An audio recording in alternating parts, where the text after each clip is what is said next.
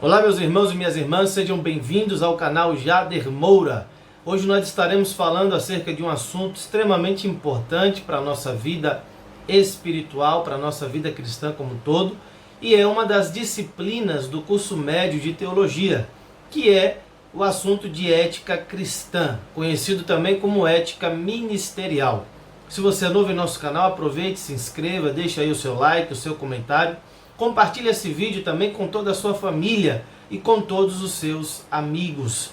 Se você deseja se tornar um dos nossos alunos do curso básico, do curso médio ou do curso avançado em teologia, entre em contato conosco. Teremos o prazer de lhe atender. Aproveite que nós estamos com ofertas especiais para quem estiver realizando o curso à distância. Eu estou aqui com o livro do curso médio, certo? Que é o livro nível 2. Nós temos o nível 1, nível 2 e o nível 3, ok? E hoje nós vamos falar acerca de uma das disciplinas do curso médio de teologia. Estarei dividindo esse assunto em 2 vídeos para que não fique tão longo. E se você deseja conhecer melhor este assunto, então assista esse vídeo até o final. Tenho certeza que você será edificado e também abençoado. Quero mandar um grande abraço para os nossos irmãos lá de Morro do Chapéu, que estão estudando essa disciplina este mês. E também para todos os nossos alunos do curso básico, do curso médio também de teologia. Ok? Muito bem, meus irmãos. Então hoje vamos falar acerca dessa disciplina. Se você quiser acompanhar pelo livro, então acompanhe aí no seu livro. Nós temos aqui esse material, conforme já falei. Se você também deseja adquirir apenas o livro, pode entrar em contato conosco. Tenho certeza que esse livro vai lhe ajudar bastante. Nós temos aqui algumas disciplinas que são História da Teologia, Introdução à Filosofia, Português Instrumental, Arqueologia Bíblica, Mordomia Cristã, Noções de Ética, Aconselhamento Cristão ou Aconselhamento Pastoral e Regras Parlamentares. A disciplina de hoje está a partir da página 119, ok? Muito bem. Então vamos começar esse vídeo falando sobre a ética. O que é ética? Qual é a definição dessa palavra ética? Qual é o significado que ela tem? A palavra ética ela vem do grego ethos, que significa costumes ou práticas que são aprovados por uma cultura. Ela vem do latim também mores e tem basicamente o mesmo significado. A ética ela pode ser considerada, chamada de a ciência da moral e a ciência dos valores. E tem a ver com as normas sob as quais o indivíduo e a sociedade vivem, ok? Lembrando que essas normas elas podem variar, dependendo da cultura, dependendo do costume de cada sociedade, de cada população e de cada comunidade. Entre os estudiosos também existem alguns debates para saber qual a diferença entre a ética e a moral. Bem, alguns irão dizer o seguinte, que a ética ela tem caráter universal, ou seja, os seus princípios podem ser assimilados e praticados por qualquer indivíduo, seja ele quem for, independente da sua cultura. Já a moral, ela depende da cultura, depende dos costumes de cada população, de cada comunidade. Porém, biblicamente falando, ética e moral são exatamente a mesma coisa. Quando a Bíblia fala acerca da ética do homem e da mulher de Deus, e quando a Bíblia fala acerca da moral cristã, ela está falando da mesma coisa. Então, ética e moral na Bíblia possuem aí o mesmo significado basicamente, ok? A ética ela é uma ciência que define as leis da atividade livre do homem, ou seja, trata do uso que o homem deve fazer da sua liberdade. Lembrando que nós somos livres, Só que ao nosso redor existem também outras pessoas que são igualmente livres. Portanto, A ética ela vai regular as atividades, o comportamento, né, ideal do ser humano numa sociedade livre, democrática. Aristóteles falava acerca da ética como o ideal, né, do comportamento humano diante da sociedade. Quando nós estudamos a ética, nós temos aqui pelo menos duas divisões, certo? Nós temos a ética geral e a ética especial. Qual é a diferença entre elas? Na ética geral, nós iremos estudar os princípios universais que determinam a retidão dos atos humanos. Então, quais são os princípios gerais da ética, do comportamento, da conduta ideal do homem? Então, tudo isso é estudado pela ética geral. Quando nós falamos de ética especial, nós estamos falando dos direitos e dos deveres dos indivíduos como pessoa privada, ou seja, como indivíduo particular. E também estamos falando dos direitos e deveres da pessoa, né, como um ser social. Haja vista que ele não vive sozinho na sociedade. Conforme eu já disse, existem outras pessoas que também têm os mesmos direitos e os mesmos deveres. A ética, ela busca o conhecimento do ser para construir aquilo que deve ser. Ou seja, ela vai estudar o que nós somos, quais são os comportamentos do homem em sociedade, para construir o comportamento ideal. Ou seja, onde nós devemos chegar, o que devemos fazer, né? E ela também se orienta pelo desejo de unir o saber ao fazer. Existe, portanto, aqui uma reflexão, né, uma interação dialética da reflexão interior e da ação exterior. Nós precisamos aprender a colocar o nosso conhecimento em prática. Se eu conheço determinado assunto, mas não consigo vivê-lo ou praticá-lo, esse assunto não será tão importante assim para a minha vida, nem tampouco para a vida das demais pessoas. Eu preciso conhecer, eu preciso saber, mas eu também necessito praticá-lo, né? Preciso colocar em ação, colocar em prática aquilo que eu venho aprendendo. A ética e o direito. Bem, quando a ética ela é refletida, né, por indivíduos e é respondida aí por suas consciências, né? Então ela é refletida pelo indivíduo, é refletida pela sociedade e as respostas vêm da consciência individual ou coletiva desses indivíduos. Aí nós temos as normas morais. Então, quando a ética ou quando as questões éticas são refletidas pelas pessoas e respondidas por suas consciências, surgem as normas morais, ok? Agora, quando as questões éticas são refletidas pela sociedade no geral e são respondidas pelo Estado ou pelo governo, aí nós temos as normas jurídicas. Então, nós temos aqui duas normas. A primeira delas são as normas morais e a segunda são as normas jurídicas. Quando falamos de normas morais, nós temos como base a consciência moral das pessoas de um grupo social. Estamos falando, portanto, dos costumes e das tradições de cada comunidade, de cada agrupamento social. Essas normas morais, elas não são coercitivas, ou seja, você não é forçado nem obrigado a cumpri-las, apesar de que quando a pessoa não cumpre, normalmente existe uma cobrança por parte das demais pessoas, né? Existe ali algum constrangimento.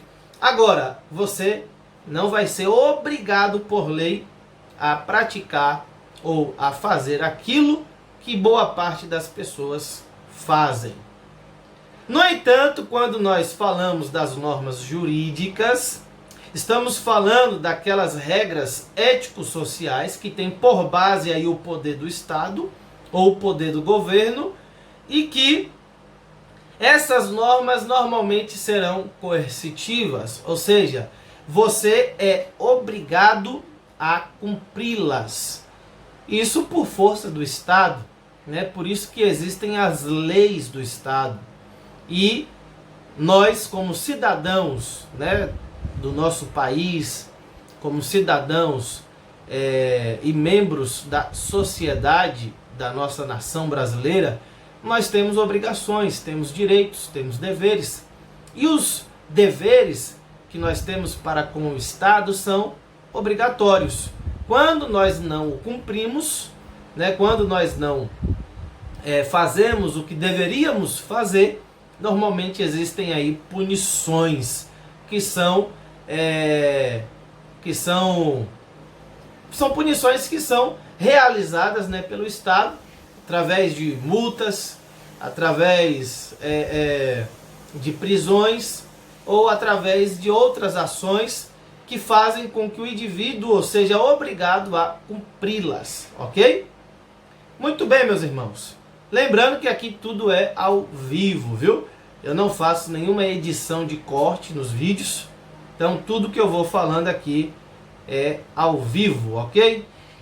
A única edição que nós fazemos são as edições aí de algumas palavras que nós vamos colocando, né, no vídeo para poder facilitar para os irmãos, né, a compreensão e para tornar o vídeo também um pouco mais interativo, ok?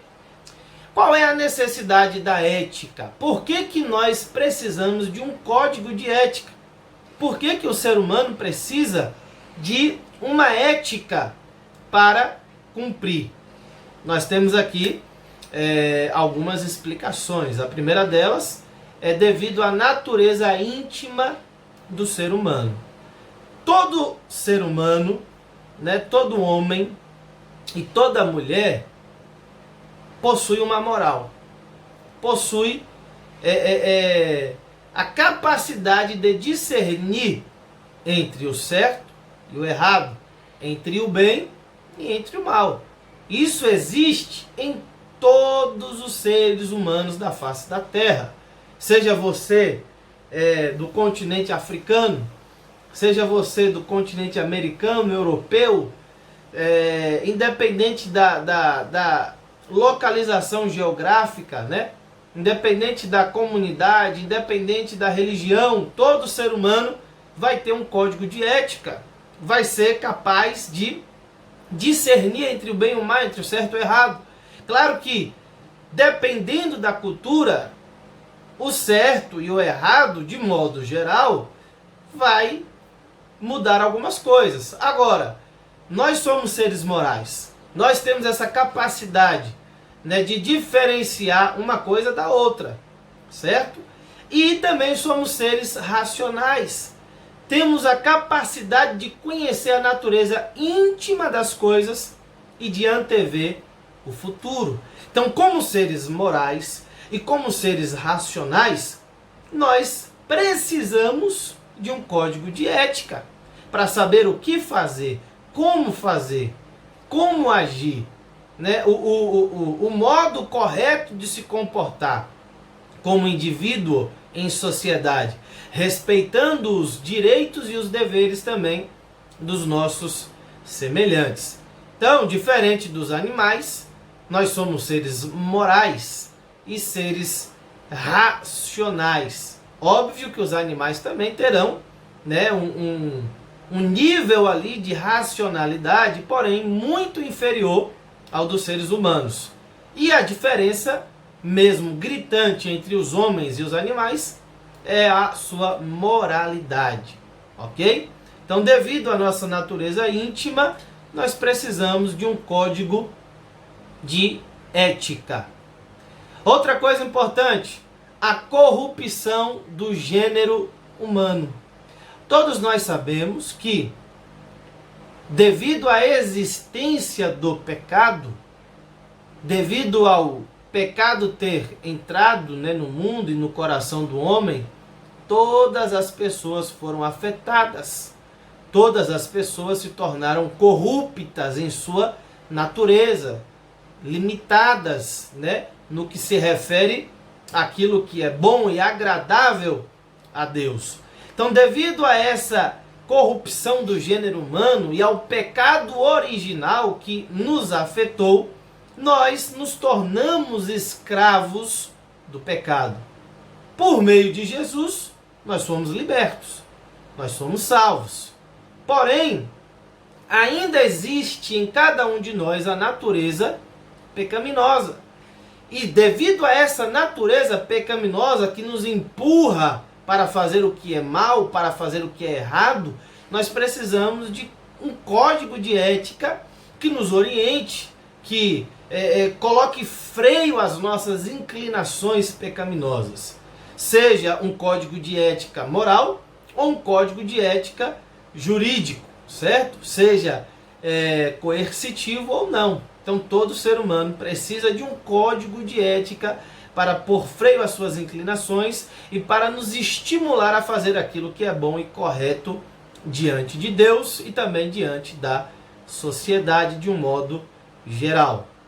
Outra coisa que faz necessário um código de ética para cada um de nós é a condição existencial de cada um de nós, ou seja, a sociedade. Todos nós vivemos em sociedade. Ninguém vive sozinho. Ninguém fica isolado o tempo inteiro das demais pessoas. E aí nós temos uma frase muito conhecida, né, de John Donne, que foi um poeta inglês e pastor anglicano, no qual ele disse: nenhum homem é uma ilha. Ou seja, nós vivemos em sociedade. Quando nós nascemos dentro de um contexto familiar. Ninguém nasceu sozinho. Ninguém veio a este mundo do nada. Todos nós nascemos por meio, né, da relação existente entre um homem e uma mulher, e nascemos já num contexto familiar. Existiam pessoas ali esperando por nós. Então, todo ser humano depende de outro ser humano para sua sobrevivência. Um bebê ele não consegue se alimentar sozinho. Ele precisa da mãe para lhe dar o leite materno. Ele precisa de um cuidador, né, para estimulá-lo, para limpá-lo, para cuidar dele até que ele alcance a maturidade e consiga fazer as coisas sozinho. E mesmo assim, né, nessa relação, né, de buscar a nossa independência, nós iremos precisar também do apoio, da ajuda e da colaboração de várias outras pessoas. Então ninguém vive sozinho, ninguém é uma ilha, todos nós vivemos em sociedade. E como eu disse, nós somos livres, mas os nossos irmãos e as nossas irmãs também são livres.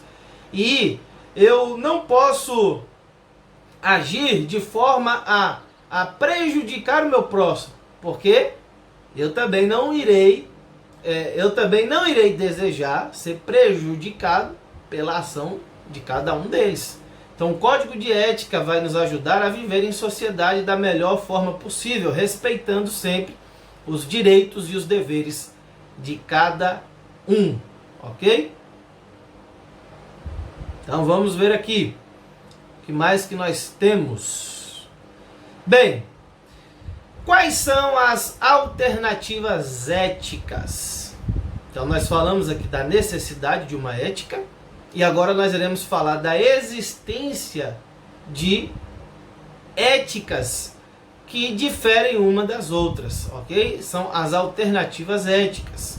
Lembrando que cada um de nós tem um código de ética, né? Por mais que a gente viva numa sociedade pluralista, relativista, todo ser humano vai ter um código interno de ética, né? Ele sempre vai recorrer ao que ele aprendeu, né, durante a infância, pelos pais, né, pelos professores. Então ele construiu ao longo da sua vida um código de ética, um código moral, uma maneira de se comportar, de agir, de pensar. E todo ser humano, ele vai agir em conformidade com o código de ética que ele mesmo construiu ao longo da sua vida, certo? Nem sempre, né? Às vezes nossos comportamentos não são coerentes com o nosso código de ética. Mas nós temos aqui, né, pelo menos três principais, são três principais alternativas éticas que regem a sociedade de um modo geral e as pessoas que dela fazem parte, ok? Nós temos aqui primeiro as éticas humanísticas. Então, em primeiro lugar, nós temos as éticas humanísticas, que são aquelas que tomam o ser humano como a medida de todas as coisas. Então, a ética humanística, ela não estará preocupada com a religião, com o conceito de uma divindade, né, com a cultura, né, de determinada comunidade.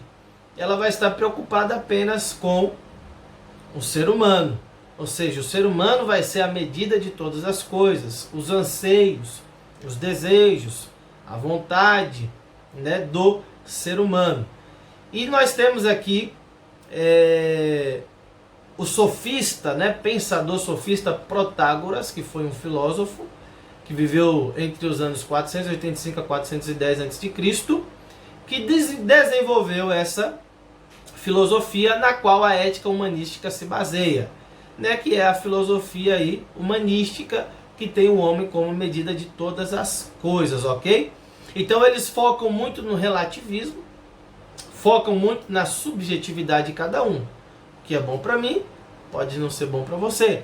O que é verdade para mim pode não ser verdade para você. E por aí vai. Então, é nisso que se baseia a ética humanística. Ou seja, cada pessoa vai construir a sua própria verdade. Lembrando que esse tipo de filosofia se opunha, né, à filosofia de Sócrates, que defendia a verdade absoluta e as verdades de valor universal, que se aproxima, né, do que a Bíblia também nos ensina, ok? Quais são as éticas humanísticas predominantes na sociedade? A primeira delas é o hedonismo. A palavra hedonismo vem do grego hedonê e significa prazer. Esse movimento filosófico teve origem aí nos ensinos de Epicuro, cuja máxima famosa, né, uma frase que ficou muito conhecida, inclusive foi citada pelo apóstolo Paulo, é a de: comamos e bebamos, porque amanhã morreremos. Então, Paulo vai citar essa frase justamente para mostrar o conceito predominante da época de algumas pessoas de que não acreditavam na ressurreição dos mortos. Então Paulo vai dizer o seguinte, ó: já que essas pessoas não acreditam na ressurreição dos mortos, e já que nós não iremos ressuscitar, então comamos e bebamos, porque amanhã morreremos. Então não faz sentido nenhum a gente seguir um código de ética cristão baseado nos ensinos de Jesus Cristo. Então esse tipo de código de ética, né, esse tipo de filosofia, vai focar apenas no presente momento. Vai focar apenas naquilo que é prazeroso para cada indivíduo. Então esse tipo de pessoa não vai estar preocupado com o que é prazeroso para o outro. Ele estará preocupado apenas com o que é prazeroso para si mesmo. Então o prazer é o que importa. Não interessa saber se está certo, se está errado, se é bom ou ruim para o próximo. Interessa saber se é bom e se é prazeroso para mim mesmo. Isso aqui coloca várias dificuldades, né, nos relacionamentos sociais, nos relacionamentos familiares, e nos relacionamentos como um todo. Porque imagine só, eu fazer apenas o que é prazeroso para mim, sem me preocupar com o que é prazeroso para o meu irmão e para a minha irmã, para o meu próximo, né? Para as pessoas que vivem também ao meu redor. E isso é perigoso, porque imagine só uma pessoa que tem prazer em matar, uma pessoa que tem prazer em roubar, uma pessoa que tem prazer em mentir, uma pessoa que tem prazer em estuprar, né? Uma pessoa que tem prazer em abusar de menores. Ele não vai estar preocupado se aquilo é certo ou errado, se é bom ou ruim para o próximo. Ele estará preocupado apenas consigo mesmo, ok? Então, a Bíblia, ela vai ensinar muita coisa, né, a respeito do prazer. Ela, de modo geral, a Bíblia ela não condena o prazer, né, do homem e da mulher, desde que esse prazer não ofenda a Deus e não ofenda também o meu próximo. Então a Bíblia, ela legitima o prazer do homem e da mulher, de um modo geral. Os prazeres, né, do nosso corpo, né, os prazeres da nossa mente, da nossa alma, desde que não sejam pecaminosos. Existem muitas coisas prazerosas que são legitimadas pela Bíblia, que não são pecaminosas. Então depende muito do modo como a gente faz, né, do modo como a gente se comporta, né, e depende muito também do modo como a gente vive, ok? Então essa vai ser a primeira prática aí da filosofia ou da ética, que é humanística, ok? Nós temos também o utilitarismo. O utilitarismo foi uma corrente filosófica que surgiu aí no século XVIII e foi fundada especialmente pelos filósofos britânicos Jeremy Bentham e John Stuart Mill. Esse código de ética, ele considera que o bem maior para o maior número de pessoas é o que importa. Ou seja, aquilo que for útil para o maior número de pessoas é o correto. Então, uma das principais frases que ele utilizam é o seguinte: o certo é o que for útil. Então, se algo for útil para mim e para as pessoas de um modo geral, então isso é certo, isso é correto. Eles vão dizer que os resultados são mais importantes do que as ações de um modo geral. Então não importa o que eu precise fazer, desde que traga resultados benéficos para a sociedade de um modo geral. Filosoficamente, dessa doutrina utilitarista pode ser resumida pela seguinte frase: agir sempre de forma a produzir a maior quantidade de bem-estar. Só que existe um grande perigo, né? Porque se nós nos basearmos, né, por essa filosofia, ou por uma ética que seja utilitarista, nós podemos aí desenvolver um pragmatismo frio e impessoal. Ou seja, decisões certas são aquelas que produzem soluções e resultados inúmeros. Dessa forma, nós não estaremos preocupados com o processo. Se o que eu estarei fazendo é correto aos olhos de Deus, né? Se o que eu estarei fazendo é puro e agradável, se o que eu estarei fazendo irá prejudicar a vida espiritual dos meus irmãos. Então, esse utilitarismo enfatiza muito o método em detrimento do conteúdo. Deus, né, através da sua palavra, ele busca os melhores resultados se utilizando dos melhores meios. Então Deus se preocupa com o início, com o meio e com o fim. E com Deus nós sempre teremos os melhores resultados. E também nos utilizaremos dos melhores meios que serão extremamente benéficos para a sociedade e para as pessoas de um modo geral, ok? Nós temos também uma outra ética chamada de existencialismo. O existencialismo ele foi defendido aí por alguns pensadores e filósofos como Kierkegaard, Jasper, Heidegger, Sartre, Simone de Beauvoir. E é basicamente pessimista. Eles vão enfatizar o relativismo e vão dizer que não existem valores morais ou espirituais absolutos. Então, segundo os filósofos existencialistas, de um modo geral, não existem valores absolutos, não existe verdade absoluta.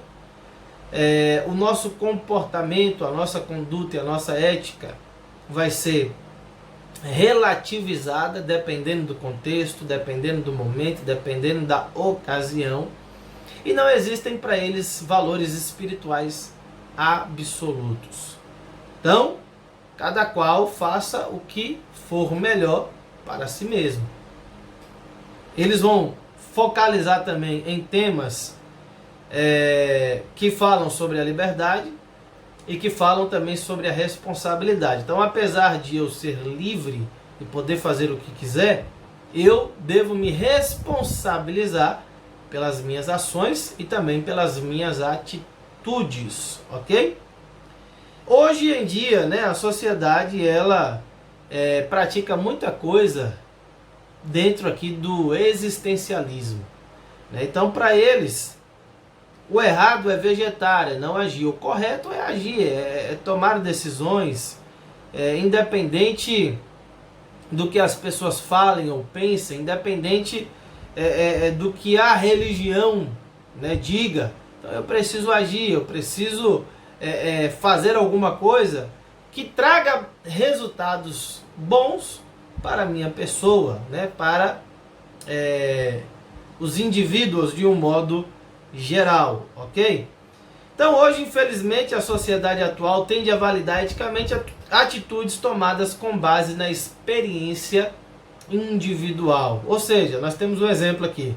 Um homem que não é feliz em seu casamento, ou vice-versa, e tem um romance com outra mulher, com quem se sente bem, geralmente recebe a compreensão e a tolerância da sociedade. Então, não importa se isso moralmente falando é bom, se isso moralmente falando é certo ou errado, se isso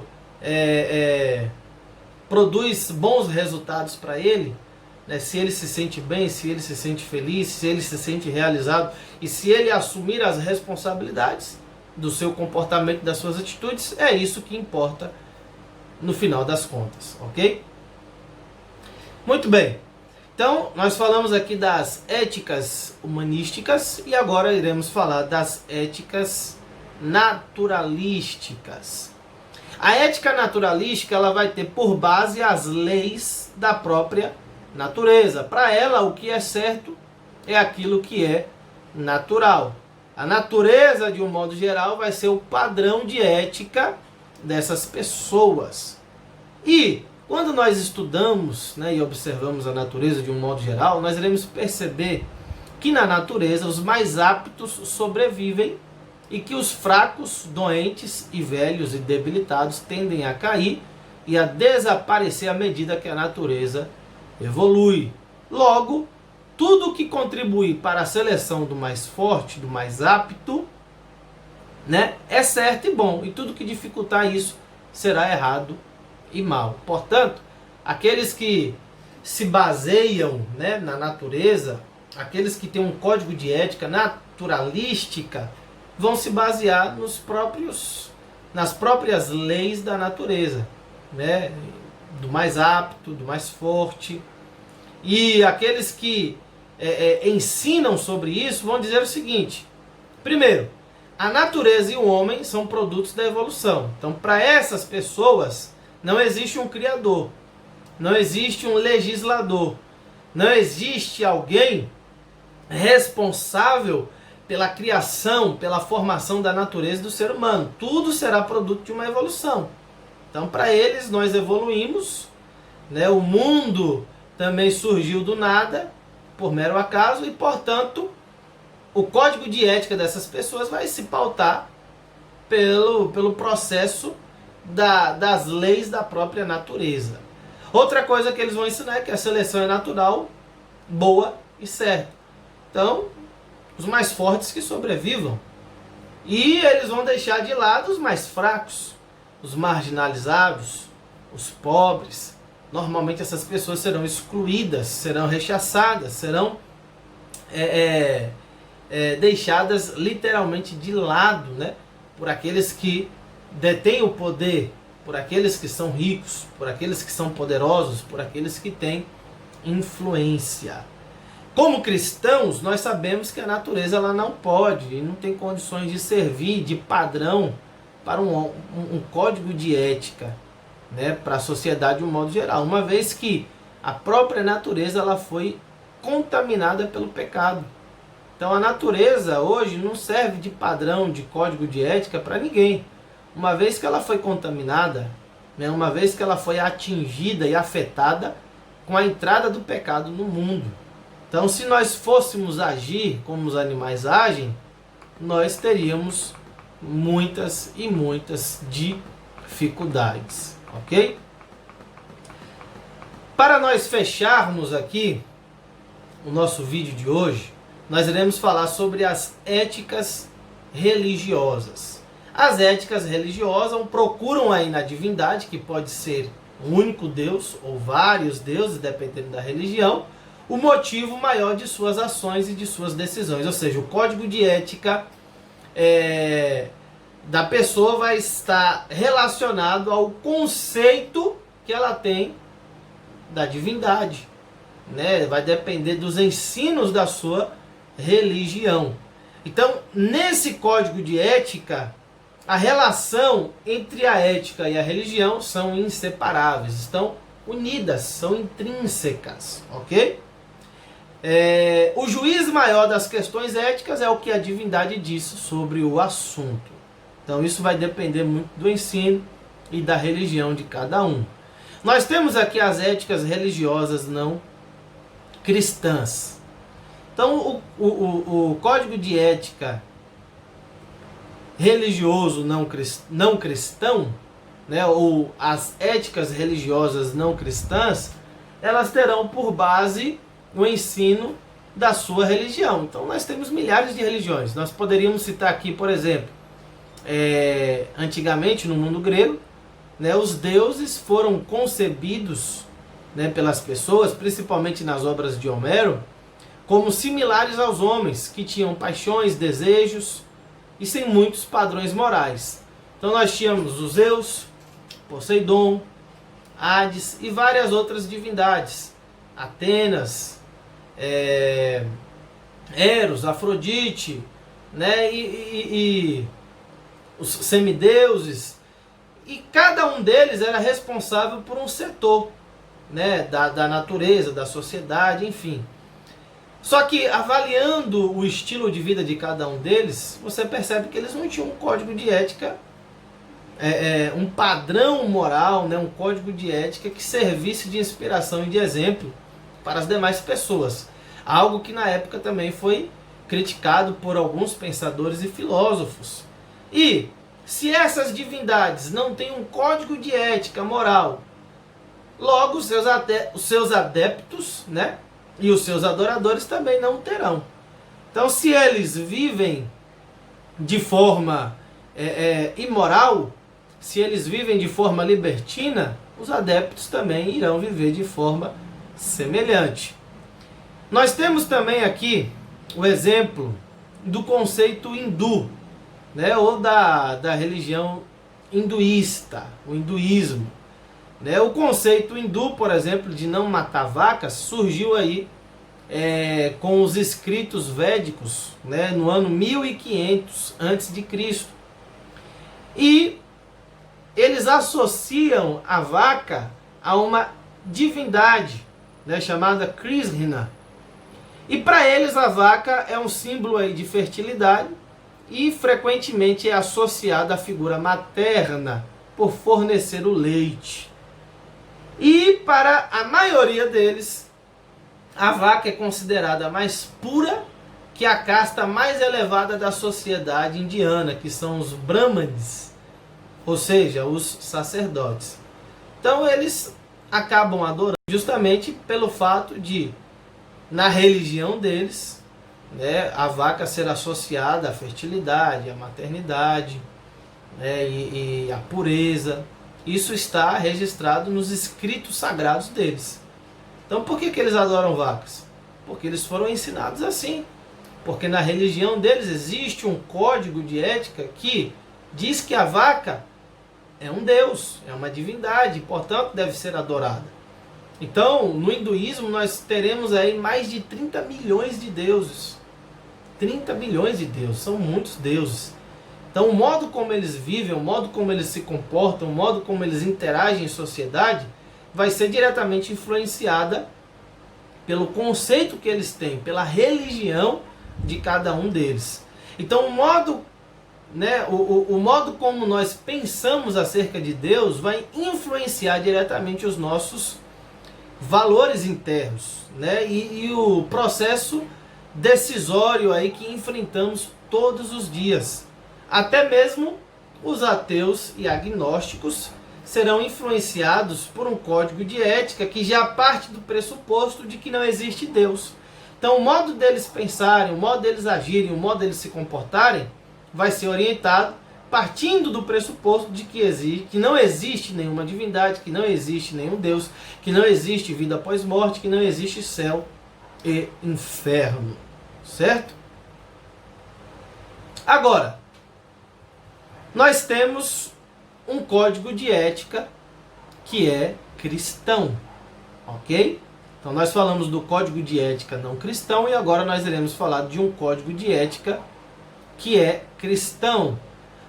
Ou seja, como cristãos entendemos que éticas baseadas exclusivamente no homem e na natureza são inadequados. Por quê? Aí nós temos algumas razões aqui. Primeiro, os códigos de éticas humanísticos ou naturalísticos não fornecem base sólida para justificar a misericórdia, o perdão, o amor e a preservação da vida, de um modo geral. Então esses códigos não vão explicar e não vão justificar atos de misericórdia, de amor, de perdão e de preservação da vida. Então eles falham muito nesses quesitos. Outra coisa, eles estão em constante mudança e não tem como oferecer paradigma duradouro e sólido. Então esses códigos de éticas naturalísticos, humanísticos mudam muito. Mudam a depender do contexto, da situação. Então isso acaba dificultando muito, né? Porque as pessoas não vão saber o que fazer, como agir. Porque se o código de ética oscila e sempre está mudando a depender da situação, do contexto, então isso vai dificultar numa compreensão mais clara e objetiva acerca do assunto, né? E também vai dificultar na hora das pessoas tomarem uma decisão, de saberem o que é certo, o que é errado, o que elas devem ou não fazer, ok?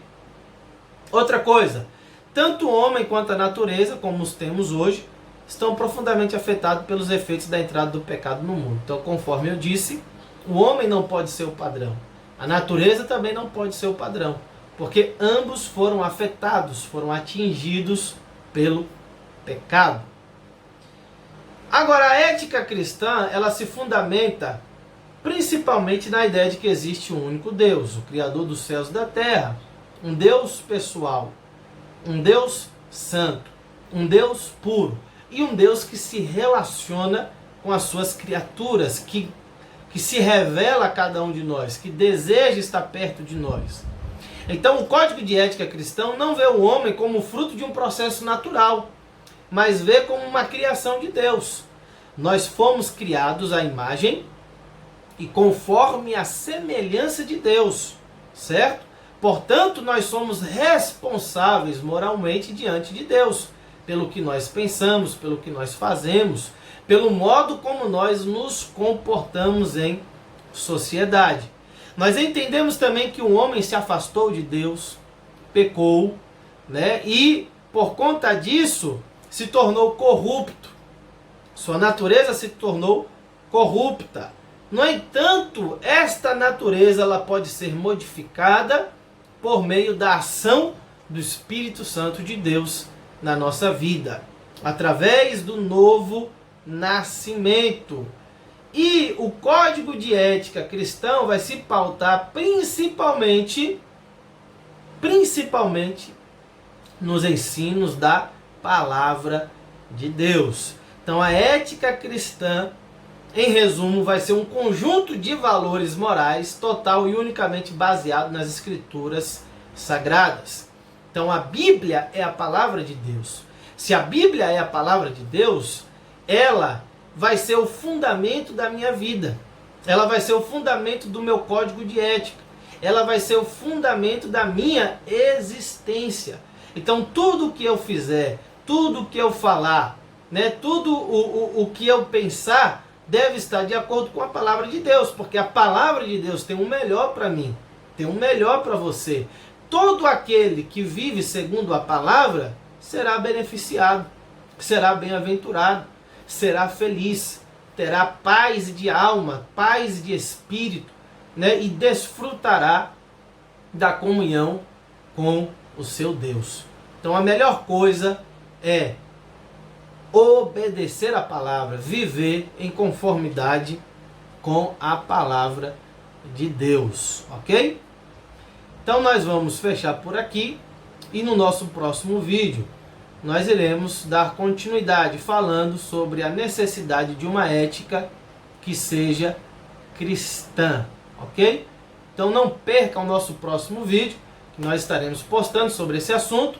E se você tiver alguma dúvida, alguma pergunta, deixa aí no comentário que depois nós estaremos respondendo a vocês, ok? Deus abençoe e um grande abraço.